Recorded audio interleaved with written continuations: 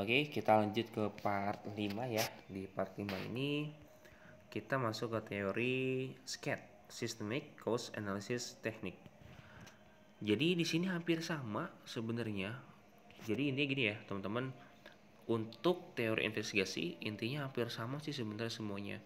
Kita deskripsikan, kemudian faktor-faktor pendukungnya apa terjadi kecelakaan kerja dan kerugiannya apa. Nah, kalau di sini mirip dengan teori loss causation model ya. Jadi intinya ada deskripsi, penjelasan nih kejadiannya nih kenapa, kemudian faktor pemicunya apa. Misal kenapa sih orang itu bisa terjadi kecelakaan? Oh, karena ada pekerja kontak dengan mesin yang bertenaga tanpa adanya proteksi misalnya. Penyebab pelangsungnya apa? Tadi ada unsafe action sama unsafe condition. Misal, oh dia memperbaiki mesin yang lagi berjalan.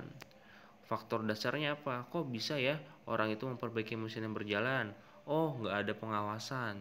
Nah, kuncinya dalam investigasi adalah, tadi saya lupa ngasih tahu di teori-teori sebelumnya, kuncinya adalah harus ada link and match. Kayak gini nih contohnya. Memperbaiki mesin yang berjalan. Kok bisa orang itu memperbaiki mesin yang berjalan? Oh, ternyata nggak ada pengawasan. Jadi jangan sampai kalau di penyebab langsungnya ngomongin unsafe action, terus kemudian di penyebab dasarnya dia ngomongin hal yang lain yang nggak ada nyambungnya. Itu jangan sampai terjadi karena nanti akan berpengaruh terhadap uh, upaya atau program perbaikan untuk kedepannya seperti itu. Kemudian ada terakhir ada tindakan perbaikan apa yang bisa dilakukan untuk memperbaiki hal tersebut agar nggak terjadi lagi. Jadi intinya kuncinya tadi harus ada link and match antara penyebab langsung dan dengan penyebab dasar ya, intinya di situ. Nah, ini lanjut nih ada teori piramida kecelakaan kerja. Jadi intinya kalau ada 10.000 unsafe action atau unsafe condition, maka di atasnya pasti pernah terjadi 600 kasus perilaku yang beresiko atau ya perilaku beresiko ya, budaya yang beresiko maksudnya. Kalau terjadi 600 budaya yang beresiko, kemudian di atasnya pasti sudah pernah terjadi nih 30 kasus luka ringan atau kerusakan di properti. Jika 30 kasus tersebut dibiarin begitu aja, maka akan terjadi 10 kasus kecelakaan kerja. Kalau 10 kasus kecelakaan kerja itu dibiarin begitu aja, maka akan terjadi satu fatal accident atau fatality. Seperti itu. Jadi intinya kalau atau bisa kita balik. Kalau ada satu fatality, pasti di dalamnya terdapat 10 kasus kecelakaan yang dibiarin. Dari 10 kasus kecelakaan yang dibiarin, pernah terjadi nih kasus yang menyebabkan kecelakaan ringan seperti first aid dan property damage. Kalau itu dibiarin aja akan terjadi atau sudah pernah terjadi di dalamnya 600 perilaku berisiko dan dibiarin begitu aja terjadi 10.000 unsafe action dan unsafe condition.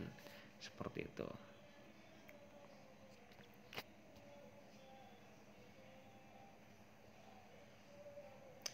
Nah, ini proses terjadi kecelakaan ya. Ini hampir sama sih dalam investigasi. Jadi ada faktor manusia. Faktor manusia pasti ke unsafe action. Ini kita bisa pakai teori domino.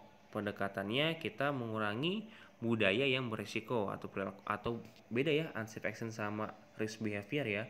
Kalau unsafe action tindakan yang berbahaya saat itu. Tapi kalau udah masuk risk behavior itu sudah menjadi budaya. Jadi pelanggaran-pelanggaran terus terulang, maka terjadi risk behavior. Jadi harus dibedakan. Unsafe action sama risk behavior beda.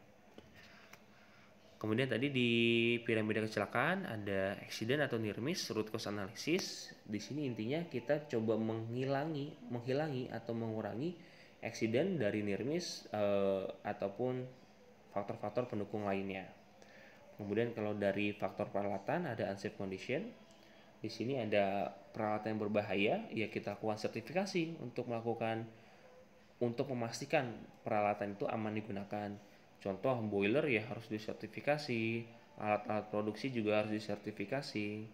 Kemudian kalau ada peralatan yang nggak bisa disertifikasi ataupun yang nggak begitu berbahaya, ya harus dilakukan risk assessment untuk penggunaannya. Jadi ini cara ataupun metode yang dapat kita lakukan untuk melakukan pencegahan kecelakaan kerja.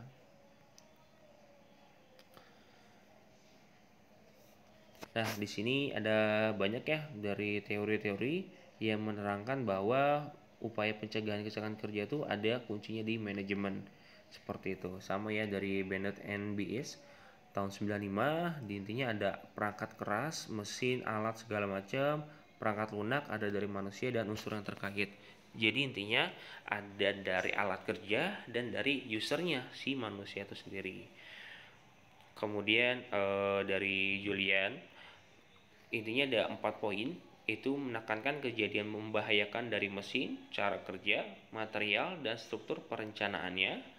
Kemudian memberikan APD dan safety device pada mesin. Kemudian memberikan training atau awareness terhadap karyawan terkait K3 ataupun poin-poin K3 yang relevan dengan pekerjaannya. Serta yang terakhir memberikan APD tertentu bagi karyawan yang bekerja di area berbahaya.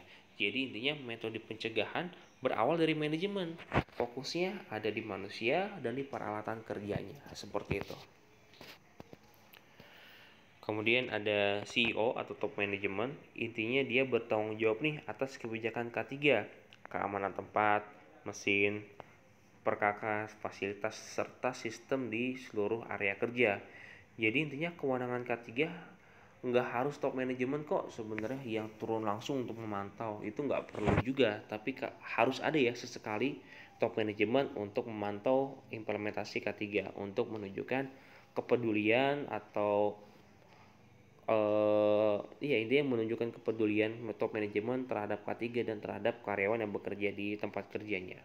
Jadi kewenangan K3 itu bisa didelegasikan. Yang penting ada pendelegasian secara legal dan jelas agar tercipta ya lingkungan kerja yang kondusif seperti itu.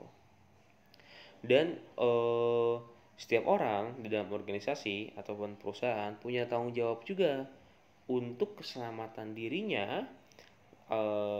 Jelas ya, kalau kita sudah fokus terhadap keselamatan kerja kita, minimal dari kita sudah mencoba nih melindungi diri kita, orang lain, dan juga perusahaan, serta kepada atasan langsung dan juga terhadap orang lain agar tidak melakukan perbuatan atau tindakan yang memicu terjadi kecelakaan kerja. Jadi intinya harus saling ingat mengingatkan. Kalau ada rekan kerja kita yang sembrono, yang melanggar SOP, ya kita ingetin, nggak ada salahnya. Jangan sampai nih kita tahu nih teman kerja kita melakukan pelanggaran dalam melakukan pekerjaan, tapi kita biarin begitu aja karena kita menganggap udah biasa. Apesnya kecelakaan. Kita pasti punya nih rasa bersalah. Kenapa nggak kita ingetin?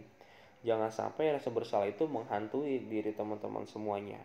Apalagi teman-teman nantinya bekerja langsung di lapangan, jangan sampai sembrono. Kalaupun ada yang salah dan itu menjadi behavior di satu tempat kerja tertentu, jangan sampai ikut-ikutan. Yang salah ya kita kasih tahu, jangan sampai kita malah yang terbawa. Karena teman-teman di sini justru harusnya beruntung ya mendapat pembekalan K3L di perkuliahan ini. Selain untuk basic teman-teman dalam bekerja, teman-teman juga punya nih kewajiban moral untuk mengingatkan rekan kerjanya agar tetap waspada dalam bekerja. Seperti itu. Oke, sebelum masuk ke proses investigasi untuk part 5 ya. Sampai di sini dulu. Kita lanjut ke part selanjutnya. Kalau ada yang ingin ditanyakan, bisa langsung nanya di WhatsApp grup ya. See you.